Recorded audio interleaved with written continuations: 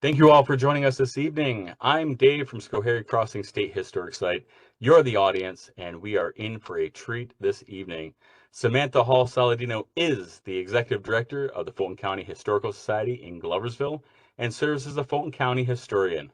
She received her bachelor's degree in History and English from Russell Sage College and a master's in Museum Studies from the University of New Hampshire. Over the past decade, Samantha has worked with museums across the capital region and along the seacoast of New Hampshire. She has participated in work at the Strawbery Banke, the American Independence Museum, and the Albany County Historical Association at Ten Broeck Mansion. She serves as a member of and secretary of the board of directors for the Association for Public Historians of New York State, otherwise known as APHNYS, and is a member of the board of directors for the Museum Association of New York, MANY, and the Memorial Hall Cultural and Arts Center. We are excited to have with us this evening Samantha Hall-Saladino. Thank you. Can everybody hear me okay? I'm going to assume yes. Okay. So this presentation actually came out of a couple of different sources. I've been doing it for a couple of years, but mostly it came from stories that I had heard growing up and then stories that I heard other people share that I knew were not true. So I figured there has to be more out there.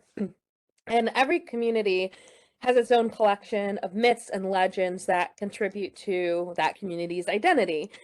Despite what we may think, lore and legends do have their place in history and in historical study. Many times these stories are based in historical fact, and sometimes we like to believe the myths because they're more exciting than the truth, but other times the real stories are even more interesting than the myths. There's actually an entire podcast based on this concept called Lore. It's hosted by Erin Manke, a researcher and writer from New England. If you're into podcasts, I recommend it. They also have a series on Amazon Prime. And the William G. Pomeroy Foundation, which funds the placement of historic roadside markers, created a category called Legends and Lore in their grant program. There's actually one nearby, if any of you are familiar with Amsterdam and Widow Susan Road, there's actually one of those legends and lore markers there, and you can tell that it is a legends and lore marker because it's white and red, so they're different colors. My husband and I always, when we drive up that road, yell, "Look out, there's Widow Susan!" So see, these stories have value in a community. Historic sites all over the country have stories like these, and these can sometimes be frustrating for present-day docents and historians who are trying to share factual information. But if we tell them in the right way, these legends become an important part of the fabric of the history of a place. And Fulton County is no different. So tonight I'm going to explore a few of the myths, legends, and ghost stories from our area and talk about the historical truth behind them. So the first one up, there we go. So those of us who grew up in Fulton County and went to Fulton County schools most likely had at least one, if not multiple, school field trips to Johnson Hall. For me personally, it was the first local site that really sparked my interest in history. I remember my dad taking me to the market fair there back in the day when it was like a huge annual event, and I loved it. I had no idea this world of living history existed. I was in 4th grade, so it blew my mind. And one of the stories that we were told growing up was of the banister in the central hallway of the house, which was pockmarked and gouged and smoothed over the years of visitors' hands using the railing. In my memory, I always see this banister as like way more messed up than it is. You can see it's not that bad. This was a photo taken by a friend who is also very much into history, Chris Clemens. He runs a blog called Exploring Upstate. Definitely check that out. But a few years ago, Dave hosted him and another friend of ours, Steve Bodnar, in Fulton County, and they went around and learned about some of our historic sites, and Chris took some excellent photos. So, built in 1763 for Sir William Johnson, Molly Brant, his Mohawk common law wife, and their 8 children, the hall and its grounds were the epicenter of activity for many different cultures and languages. Johnson was appointed the superintendent of Indian affairs, and so people were constantly coming and going to the estate. Home life and business life intermingled daily. Visitors included various members of indigenous tribes, sometimes numbering in the hundreds at council gatherings, which we see in this interpretation. This was done by E.L. Henry, a local artist, in the, I want to say, early 1900s. So not based on any kind of historical reference, but his envisioning of what a council gathering at the hall looked like. The home itself was part of a 700-acre working estate with gardens, a mill, a blacksmith shop, what they called a, quote, Indian store, barns, housing for enslaved people and servants, and other buildings. So today, it's obviously a much smaller site than it was, and it's almost hard to imagine how huge Johnson Hall was. Like his own little village, basically. Johnson died in 1774. And the home's ownership transferred to Sir John Johnson. That's the gentleman there on the right. For those of you who don't know, Sir William is the man on the far left top, and then Molly Brant is the woman below him. We actually don't have any likenesses of her. This was an interpretation done by an artist in Canada in the 1980s for a postage stamp. So that's who those folks are. And the gentleman in the middle is Chief Joseph Brant, who was Molly's brother, but we'll talk about him in a little bit. So Sir John was the son of William and Catherine Weisenberg, which was his first wife. And as the Revolution ramped up, the Johnsons and their allies and other loyalists fled Johnstown and other areas in fear of their lives, and many of them went to Canada, so abandoning Johnson Hall, basically. So as for the banister, there are a couple of stories floating around about how it ended up damaged the way that it did. And when I first put this program together a few years ago, I had reached out to Darlene Rogers. She was the former curator of education at Johnson Hall. She was working there at the time. And I asked her about the origin of the many tales that have been told over the years and why the banister was never replaced.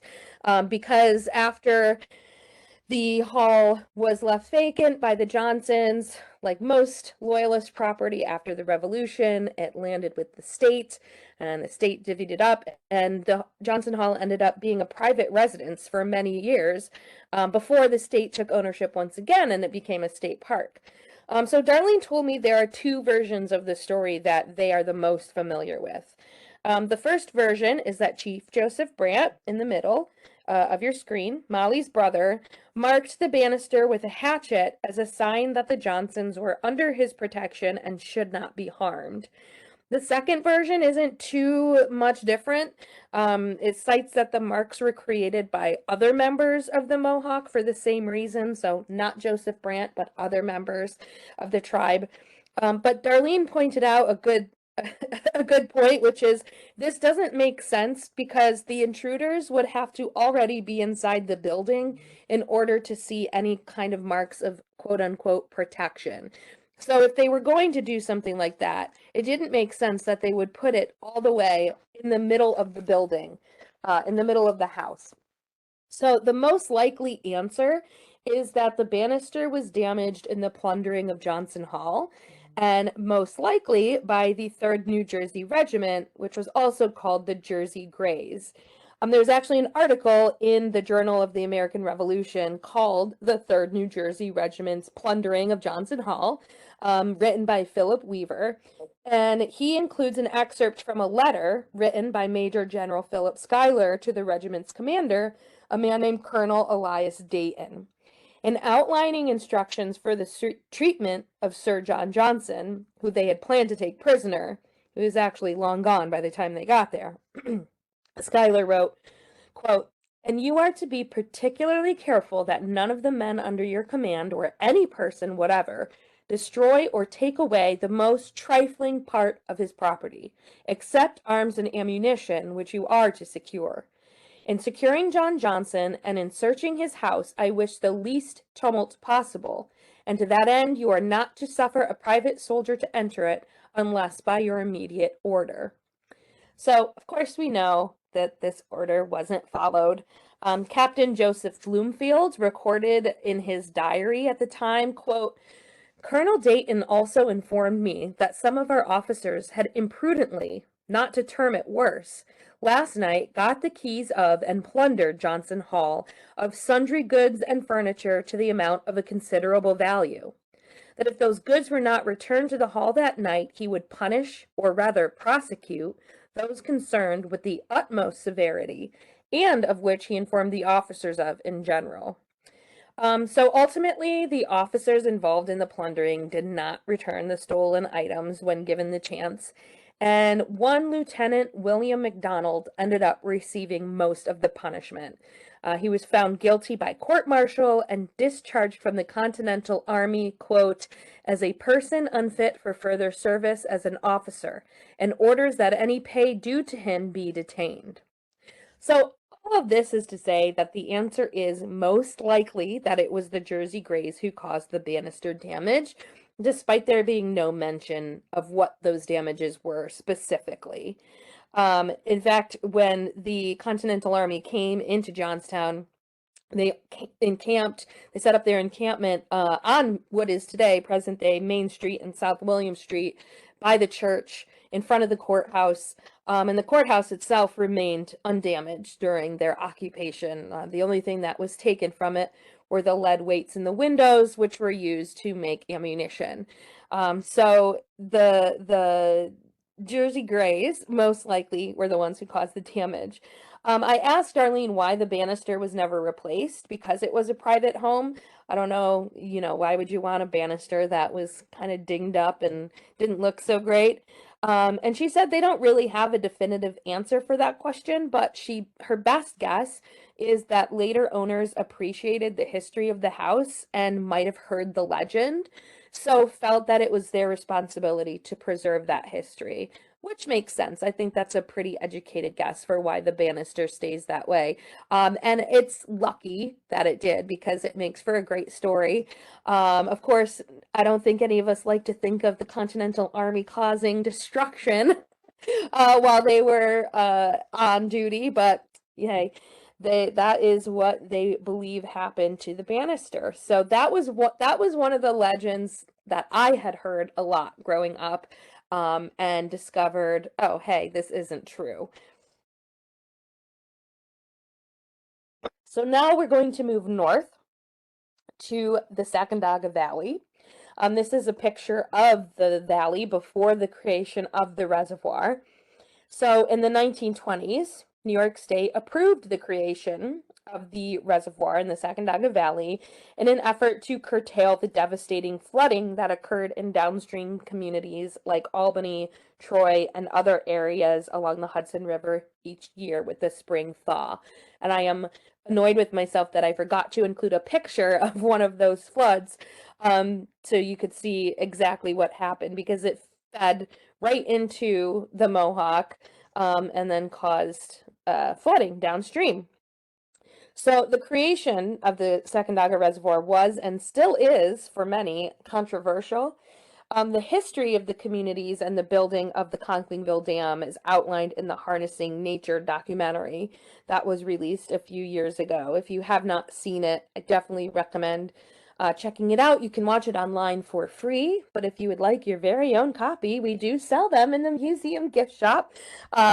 So definitely check out that film if you haven't seen it, for some really fascinating history of the Sacandaga and some interviews with folks who just have some of the greatest stories. So many people lost their homes or even moved their homes completely. The way of life that existed in the Sacandaga Valley for generations was changed forever with the creation of the lake. So one of the losses during this time was Sacandaga Park. The FJ&G Railroad purchased a short line railroad to Northville in 1881, and then they created the Sacandaga Amusement Company. This is the Northville Station. There's actually a historic marker there today when you turn off Route 30 into the village. It is just on the left-hand side, near the sign that says "Welcome to Northville." That was the northernmost terminus of the FJ&G. So they created the Sacandaga Amusement Company, and they built a midway in 1901 with a roller coaster, carousels, and even a kinescope theater with a railroad inside of a railroad car, sorry, with a genuine rocking motion and moving scenery. So lots of entertainment. This is one of my favorite photos. We have tons of pictures of the Sacandaga Park. We actually have this one on display in the museum in the Sacandaga exhibit blown up on the wall. And I just love how the little girl is like looking back over her shoulder at the photographer, but also the clothes people are wearing. Like when we think of amusement parks today, we think of Six Flags, Great Escape, people are wearing shorts, t-shirts, whatever. Look at, they are dressed to the nines still, to go to the amusement park. On Sport Island, which was at that time an island, they built a picnic area and a baseball diamond where teams would play on Sundays because they couldn't have games in the city due to the blue laws. They also built a miniature train that took visitors to Sport Island and back. So you could, of course, walk across the bridge, but there was, you can see in the picture, the train heading over to Sport Island. In the wintertime, they actually took the bridge entirely out of the water to prevent damage when the loggers were sending logs downstream, and also when ice was breaking up. There were a couple years they put it in too early and it caused damage to the bridge. So there was an open air theater, accommodations, lots of hotels. Of course, we all know of those beautiful Adirondack style hotels, and plenty more to do. It became known as the Coney Island of the North, and it was built to encourage people to take the railroad. So FJ&G made a smart business choice by owning the rail line that you needed to take to get to the amusement park and then building the amusement park itself. So not only did you buy your train ticket, but then you spent money once you got there. There was a fire, lots of fires actually, that destroyed many structures, but the creation of the Sacandaga Reservoir was really the final nail in the coffin. A large part of the park was below the taking line, which was the area that would be flooded. That included the midway and miles of railroad track that belonged to the FJ&G. So, in addition to the structures that were moved in preparation for the flooding, including cemeteries, trees, bridges, and roads, they were all moved as well. The FJ&G would have to tear up the railroad track that would, in 1930, conceivably be in the bottom of the reservoir. They actually did sue New York State. They were the only group to bring litigation against the state, but their settlement, which I can't remember the exact amount. I think they asked for $1 million and got less, or they asked for $4 million and got $1 million. I can't remember the exact number, but the money that they got was not enough for them to rebuild around the lake itself, so that ended rail service to Northville. So there's this really great image from April 8th, 1930, of the FJ&G Railroad's engine number 8. You could see, if you look closely, there are two guys on the front of it. They're on a section of rail that's been covered by water, and the train looks like it's floating. This photo was taken during the flooding of the reservoir. There have been dozens of stories over the years of what got left behind when the waters rose. One of these rumored items is an entire train engine, in part thanks to this photo. This particular image was taken when the scrap crew was working to take up the rail that would be underwater, basically. They would stack the scrapped rails on the flat cars, which were then taken back to Gloversville. That year, there were some really heavy rains that sped up the flooding of the valley, and they were not able to salvage the entire rail right away. The engine had to return to Gloversville as the waters rapidly rose to avoid losing it, and the FJ&G was forced to leave railroad tracks under the water for about a year. So the next year, in 1931, there was an early drought that provided the perfect opportunity for them to pull up the rest of the track. It was only about 1 mile. It wasn't an incredible amount. And they worked quickly and they were able to salvage the rest, leaving no remaining railroad track and no train engine under the reservoir. FJ&G was still an active business at this point. It doesn't make sense that they would just leave a perfectly working train engine to be drowned in the lake. There are certainly things that have been brought up from under the water over the years. If you go to Edinburgh in the fall, especially, you can see when the water level is low, you can see the outlines of where roads were and where like foundations on homes were. There have also, unfortunately, been human remains, bones that have washed up. As I mentioned, they moved entire cemeteries. There was a group of workers called the Boneyard Gang who was responsible for this portion of the work, and the bodies were information was taken from headstones were available. They were moved to new cemeteries, but this was farmland. There were unmarked graves, and so not intentionally, there were graves, human remains left behind that had been buried there. So that is one thing that has come up from the water over the years, but no train engine. I did have one gentleman tell me that he saw the engine himself under the bridge when he went scuba diving, and I asked him for more information, and he never replied. So this is a rather unfortunate story, but thankfully one that is not true. So the story is that the statue of Lucius Latour, that photo on the right, it's situated on the corner of North Main Street and Prospect Street in Gloversville in front of the old Esty. And the statue is one of Gloversville's most well-known and magnanimous philanthropists, Lucius Latour or Latour. No matter which way I say it, I have somebody saying it's pronounced the other way. I say it interchangeably. So the statue itself faces diagonally so that he's looking out towards the Eccentric Club on the corner of North Main and Spring Streets. And actually, if you look in the engraving on the front, you can actually see the reflection of the Eccentric Club in it. And that's just a photo of Lucius himself. So you can see they captured his likeness pretty well.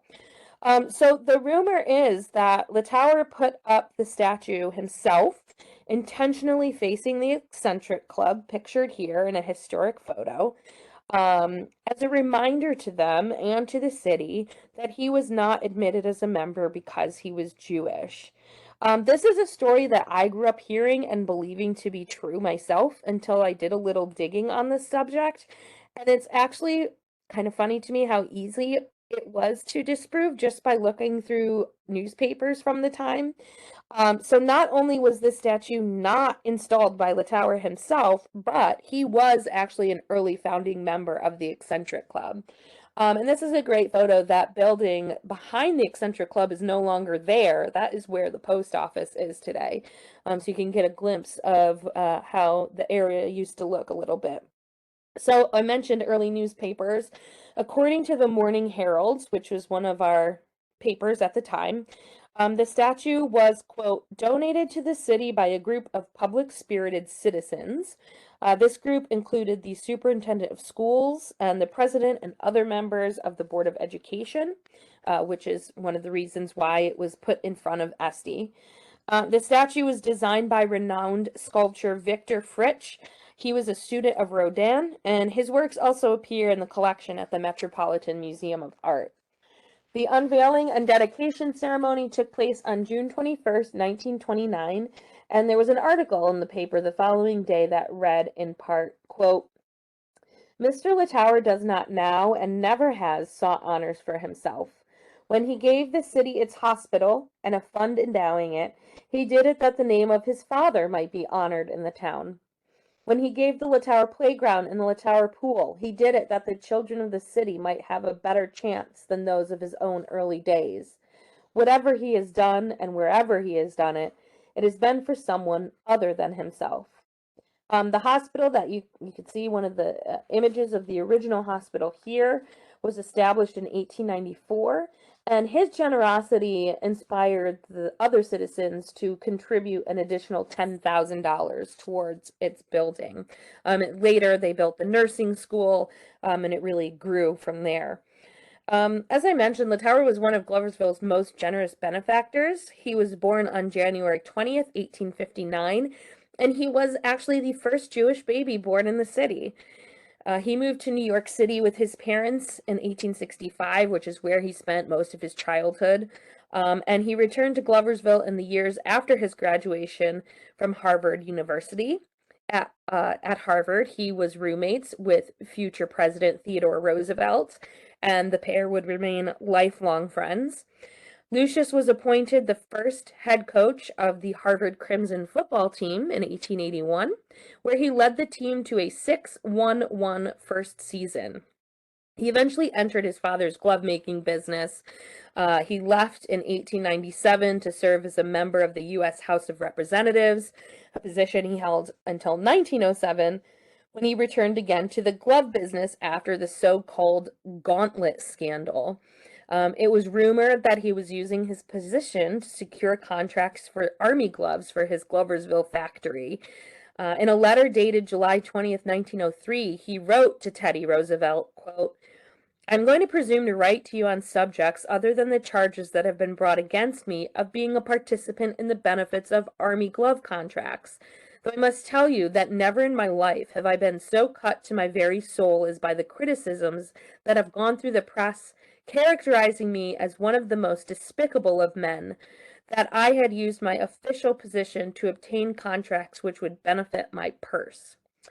The incident in which the Littauer brothers did manufacture and sell 3,000 gloves to a contractor for the War Department was investigated by Secretary of War Elihu Root.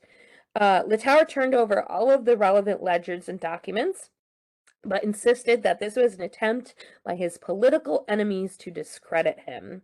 Root did find one violation, but the investigation dragged on for so long that the statute of limitations expired before the case was completed. There was one other incident 7 years later in 1914 when Lucius and his brother William were convicted of smuggling and conspiracy to defraud after he admitted to importing valuable jewels from Venice worth in excess of $40,000 without paying the necessary duty. They had believed, so they said, that they were antiques and so not subject to this duty, but it turns out that they were not.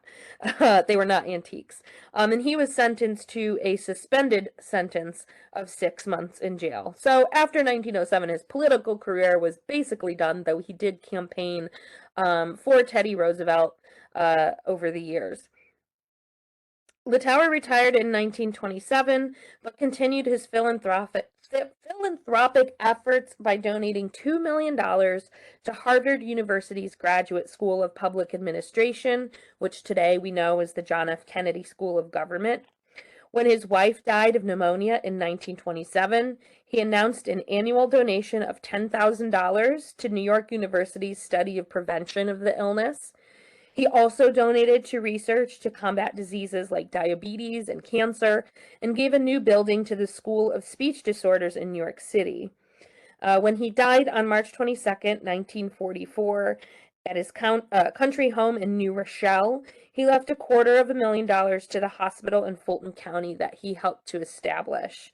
He's buried in the Jewish cemetery at New Rochelle. He also established the Lucius Littauer Foundation, which still exists today, and they focus their their grant-making efforts in New York City and Gloversville. I believe the Gloversville Library received funding from them for their capital project, their renovations that they did. So even today, he's still providing funds for the city of his birth. So this is another one that I grew up hearing. I love this photo. I actually didn't know that we had this photo. So to tell the events of this unusual paranormal story, we first have to go back to the early years of Caroga. The abundant forest growing there made this area ripe for the timber industry, but trees were not only used for their lumber, the bark was very sought after as well, since it was needed in the tanneries for the production of the leather that would be fashioned into the world's most famous gloves. So this is actually a group of men holding pieces of hemlock bark that they harvested for that purpose. Oftentimes in these early years, they would build the tanneries right near these wooded areas where the bark was easily accessible. When they no longer had bark to peel, they would move the tannery. But of course, once chemicals were introduced into the process, there was less reliance on the bark, and these jobs really didn't exist anymore. This actually isn't from Fulton County. I believe this was Beaver Creek Tannery. But I just thought it looked really cool with all of the piles of bark that you could see there. So it would not have been an uncommon picture to see, or an uncommon sight to see here as well. In 1842, there were 8 sawmills and 1 tannery in the town of Caroga, and the area around Nine Corner Lake was plentiful with good lumber and the necessary bark. So workers would spend their days gathering the bark for the tanneries and staying in the area until the job was done. So the mystery of Nine Corner Lake is one that has been passed down through several generations. It was at last written down by a man from Dolgeville named Ray Hillebrand and was published in Lou Decker's Pictorial History of Fulton County. If you don't know Lou, he was a former Fulton County historian, and I am so appreciative of all the work and research that he did because I think I probably reference it at least once a day. So the story was told to him by what he called an old fellow, an ex-lumberman and semi-hermit who clung to the region long after all activity in his vocation had left it. So according to the source, there was a small shanty along the road that led to the area. It was kept by a man named Mr. Sweet, and this was really a perfect place for him to set up shop. There was a spring nearby, and it was close to where the lumber and bark peeling work was done. So the men that were hired for these tasks often would stay, would board at Sweet, so he would make money from their room and board. And these workers came from all over the place. Most of them were itinerant workers. Men of many different nationalities found work in the woods here, and a group of French Canadians made their way south to do a bark peeling job at Nine Corner Lake. And Hillebrand describes them this way. They were a jolly, good-natured lot, and the merriest of them all were 2 brothers, Jacques and Frank Lefevre. So the men were out on a job on a day in June when a very strong thunderstorm came whipping through the area, bringing a wind strong enough to take down several trees. The jolly group of French Canadians did not return to Sweet's place at their usual time, but no one was worried. They had probably built themselves a shelter to keep them safe from the storm and would show up once it passed. And it did pass later that evening, but the Lefevres and their mates did not reappear. Concerned now, a search party was gathered, and at dawn they headed out. Hillebrand describes the next day as being clear and bright. The search party was greeted with only the sounds of nature and their own footsteps stomping through the rough trail. Their calls of hello echoed howlily, there we go, around the woods and over the water. No responding shouts were heard, and the search party feared the worst, so they began to move around the lake's edge. It did not take long for them to discover the workers' boat, stuck in some rocks and with a hole in the bottom. So a member of the group plugged the hole with his shirt, and they set off on the water to continue their search. Having no paddles, they used poles to maneuver to the area they calculated the boat would have been when the storm hit. The water was calm and clear, and it was only a few silent minutes before one of the men shouted, "My God, there's one of them!" The group hauled the body of the first worker to shore, and it wasn't much longer before they discovered the other 10. They figured the boat had capsized in the middle of the lake. Some of the men drowned immediately, but others had managed to grab on to a piece of the boat and float for some time before they were overtaken by the water. The Lefevre brothers were found together, apparently clutching one another till the end.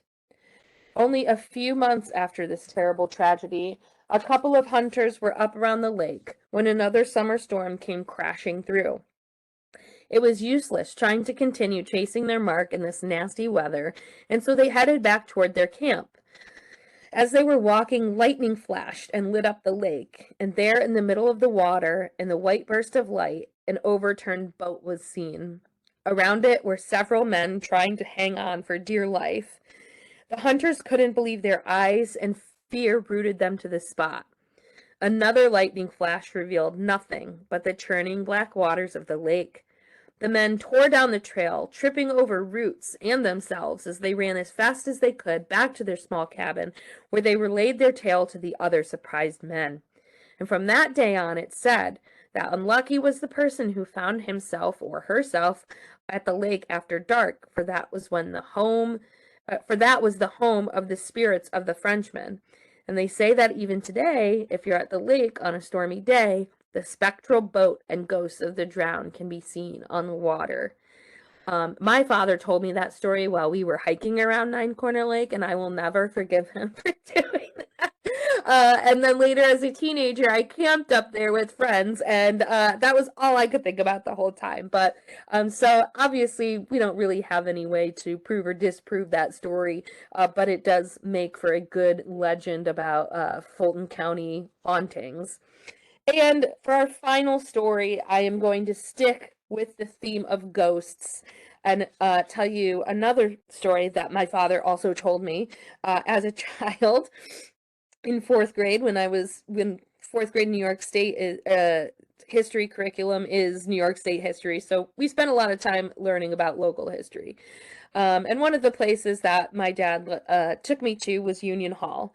So Johnstown's Union Hall was built in 1798 by Captain Vomin Jean-Baptiste de Fontclair, and it was originally operated as the Fontclair Inn. It was a favorite stop of travelers. It was on the road leading to and from Johnstown, including, it said, Joseph Bonaparte, Napoleon's brother, who always visited the inn when he was in town to race his dogs. It actually didn't become called the Union Hall until 1824 when it was purchased by E.R. Williams. The new name was a reflection of a wave of federal pride that swept the country at the time. In 1880, it was sold again and converted to a private home, which it remained until Clarence DeWitt purchased it in the 1930s. And he and his wife restored the Union Hall back to a colonial eating place, of course, without a liquor license, however.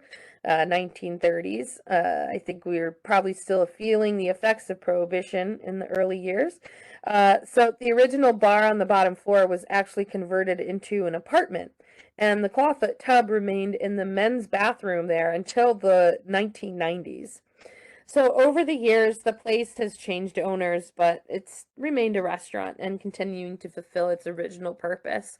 And I am so excited that they have decided to reopen for weekends. Union Hall, I'm very biased, is one of my favorite places to eat. They catered my wedding, so I love them very much. So I'm very glad that they are not just doing catering, but have reopened for food. So Nicholas Stoner is a well-known name in our area, right? We have the Stoner Golf Course. He was a veteran of the American Revolution and a deputy sheriff after the war. He actually lived near Johnson Hall before moving to Scotch Bush and eventually to Newkirk's Mills in the town of Caroga, where he lived until his death in 1853.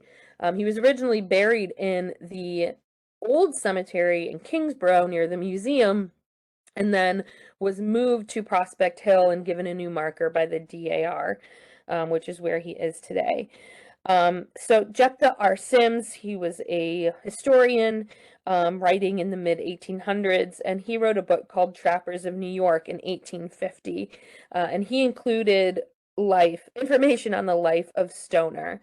And what we know about Nick Stoner himself is almost legend, right? We don't really know too very much about him personally, apart from facts that we can pick from historical records. So, but Sims talks about an eventful night, which began with a fight in the kitchen of the Fontclair Inn between Stoner and a Native American man who was dining there. And after that, Stoner went to the bar room because clearly he needed to drink even more. It sounds like he had been having a good time. So I'm going to read you an excerpt from Sim's book. And just keep in mind, this was written in 1850. He uses language that we don't use anymore when describing Indigenous people. But I want to read it as he wrote it so you can get an idea of what the story was in the mid-19th century. The name of Stoner had doubtless fallen upon the ear of a half-drunk Indian in the bar-room while the kitchen scene was enacting, and reminded him of his former acts, for he had drawn his scalping knife to boast to several bystanders of the deeds of blood recorded upon its handle. 9 marks indicated the number of American scalps he had taken in the war. And this, he said, pointing to a notch cut deeper than the rest to indicate a warrior, was the scalp of old Stoner. Major Stoner entered the room just in time to hear the savage boast of his scalping his father, and as the braggart was dancing before the bar with yells and athletic gestures, cutting the air with the blade which had so many times been stained with the crimson torrent of life, stung to madness by the thought of being in the presence of his father's murderer, he sprang to the fireplace, seized an old-fashioned wrought andiron, and with the exclamation, "You will never scalp another one," he hurled it, red-hot as it was, at the head of the warrior. His own hand was burned to a blister, even by the top of the iron, which, striking the object of its aim in the hottest part across the neck with an indelible brand, laid him out at full length upon the floor, the register of death dropping from his hand. So Sims continues this story with Stoner's arrest, and 2 prison breaks orchestrated by his friends and brothers in arms from his war days. As far as I know, there was no real repercussions for the fact that he just murdered somebody. But at some point in history, whether it was soon after this evening's event or somewhere down the road, it was said that the floor was stained with the blood of the man that Stoner had slain. And this apparently was directly connected to one of the many hauntings that were said to occur in the building. Rumor has it that the spirit of the murdered man walks the halls with the andiron protruding from his neck. There's a dark spot on the floor which many visitors to the hall have seen, and it's said to mark the spot where the murder happened. The blood stained the floor, and it could not be taken out no matter how much it was cleaned with solvents and chemicals. So that's the story. But according to Peter Zenzian, whose parents purchased the inn from the DeWitts in 1957, there is a spirit actually wandering there, but it's not the man killed by Stoner. And the dark spot on the floor was actually his fault. He states he was painting a piano red for his mother and was not careful with the drop cloths, and the resulting dark stain came from many attempts at trying to clean the red paint off the plank floor. It's important to note that this part of the building where people say the stain wasn't even there when the Stoner incident happened. It was a later addition. So yeah, it's a little disappointing. It's not sensational story, but it's just one way that history can help us validate or refute legends and ghost stories. But Union Hall is haunted. It said that there's a young girl in a dress who stands near the door. Another ghost enters through the front door and is heard walking up to the 3rd floor. I have a friend of mine who has some really good ghost stories, she said, from when she was there, so I really need to meet with her and get some of those. But that is the legend of the ghost at Union Hall. So I hope this has been, I did go on a little bit longer than I had planned, but I hope that this presentation was interesting to you, and it has showed you there's always a kernel. Oh, I forgot to show this picture. This was in the Sims book. You can see at the bottom it says Stoner avenging his father's murder. So that was one of the illustrations with the story in his book. But I hope I've shown you there is always sometimes a kernel of truth hiding in these myths and legends. Us as humans, we love storytelling. It's a way we've communicated for thousands of years. People think history is boring. Some people, not you guys, obviously. But the truth is, there are ways to tell these fascinating stories while still sticking to historical fact. So before I take questions, just a quick plug for the museum. These are upcoming events. We have local history trivia night at Stump City happening on Saturday at 5:30. We have prizes. And registration is not required, but if you would like to reserve a table, you can do so by contacting me, either calling me at the museum or shooting me an email. All my contact information is on our website. Of course, we have our annual ice cream social coming up. That's the big kickoff to our season. Tickets are five for $20 or $5 each. We'll have live music with Bill Ackerbauer, and it's going to be a great night. I'll cross your fingers for nice weather. On the 23rd, in commemoration of Memorial Day, we have Preserving Abandoned Cemeteries, a call to honor the past. We have folks from the town of Johnstown who are working on the rural cemetery project there, who are going to be presenting. We have a great series coming out this year called First Friday. The first Friday of the month during our summer season, we will have open hours later or a special program happening. And our first is going to be a tour of the third floor of the Shine Memorial Hall. So you have a chance to see the Shine's private screening room from when it was owned by the Glove Theater, as well as some of the great work they're doing there. You can sign up for our e-newsletter on our website. I send it out about once a month with programs happening.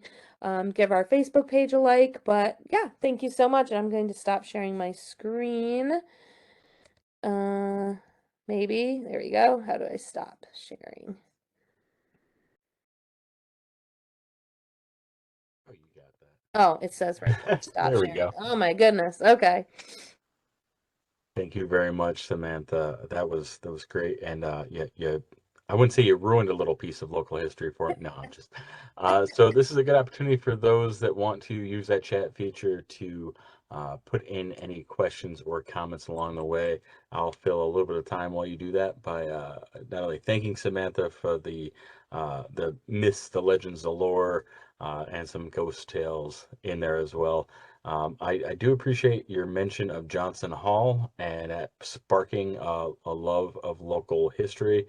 I had a similar enough experience, and that's one of my, oh, I guess, what do you call those? Those warm and fuzzy childhood memories of feeling the banister on visits Yes. there. And nice photo credit for Chris. I did pop up Exploring Upstate in the chat. That's worth checking out as well. So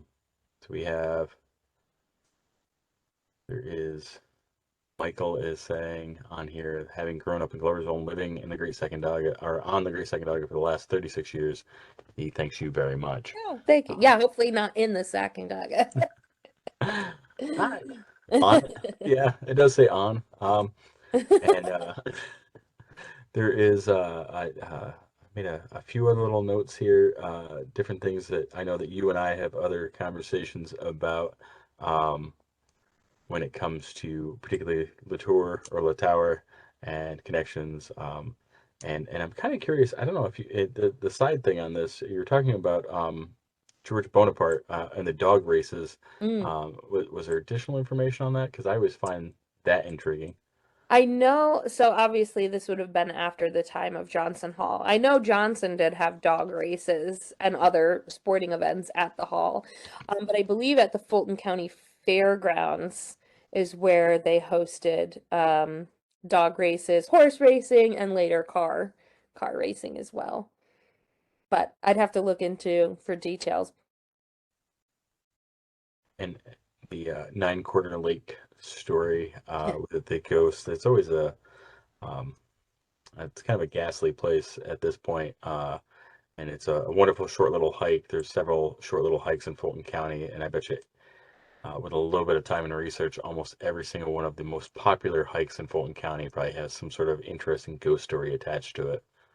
Yeah, my dad always said it's called Nine Corner Lake because the nine bodies washed up on different shores of the lake, but that obviously wasn't true. I don't know why he felt the need to embellish it and make it even scarier, but because that's what makes history even more exciting, and for your ability to go through and prove or disprove aspects of it, to follow up on that is fantastic as well. And Michael does say that he actually literally on the shore just above Sacandaga Park, so Nice. that's a nice area as well, right along the way until the pub sets off, or somebody over there has their air cannon or whatever that cannon is that they fire off during the summer.